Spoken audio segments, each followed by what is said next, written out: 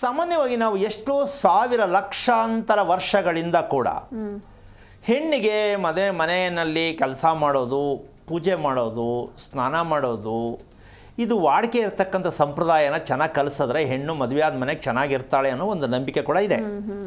ಆದರೆ ಎಷ್ಟು ಮನೆಗಳಲ್ಲಿ ಇದು ಆಗಕ್ಕೆ ಸಾಧ್ಯ ಇದೆ, ಪರಿವರ್ತನೆ ಆಗಿದೆ ಅಂತಕ್ಕಂಥದ್ದನ್ನು ಅನುಭವಿಸೋರನ್ನ ಕೇಳಿಸಿದ್ರೆ ಮಾತ್ರ ಗೊತ್ತಾಗೋದು.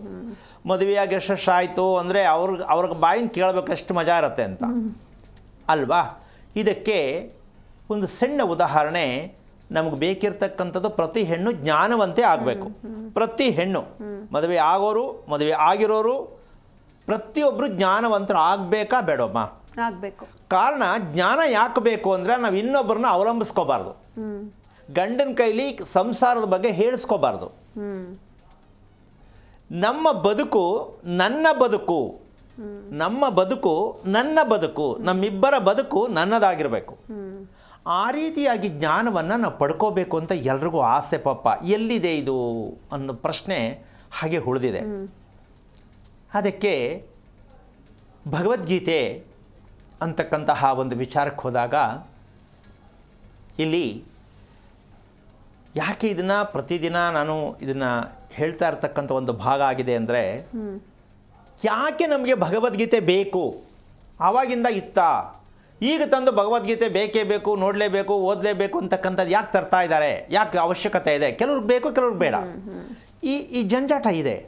ಆದರೆ ಅದರ ಮೂಲ ತತ್ವ ಏನು ಅಂತ ತಿಳಿಸೋದಕ್ಕೆ ಪ್ರಯತ್ನ ಮಾಡ್ತಾ ಇದ್ದೀವಿ ಹೊರತು, ನೀವು ಅದನ್ನು ಬೇಕೇ ಬೇಕು, ಅದು ನಿಮ್ಮ ವೈಯಕ್ತಿಕ.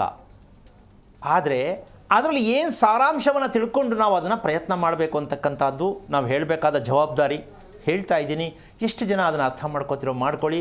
ಯಾಕೆ ಅಂದರೆ ಇನ್ನೆಲ್ಲೂ ಹುಡ್ಕೋಕ್ಕಾಗಲ್ಲ ನಿಮಗೆ, ಇನ್ನೆಲ್ಲೂ ಹುಡ್ಕೋಕ್ಕಾಗದೇ ಇರೋದು, ಇನ್ನೆಲ್ಲೂ ಕೇಳೋಕ್ಕಾಗದೇ ಇರೋದು, ಇನ್ಯಾರೂ ಹೇಳದೇ ಇರೋದು ಇರುವುದೇ ಭಗವದ್ಗೀತೆಯಲ್ಲಿ ಮಾತ್ರ.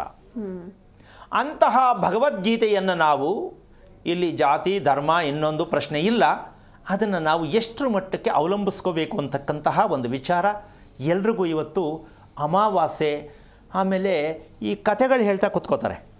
ಈಗ ಒಂದು ಹೆಳ್ಳಿನ ಅಮಾವಾಸ್ಯೆ, ಭೀಮನ ಅಮಾವಾಸ್ಯೆ ಇದೆಲ್ಲ ಹೇಳ್ತಾರೆ.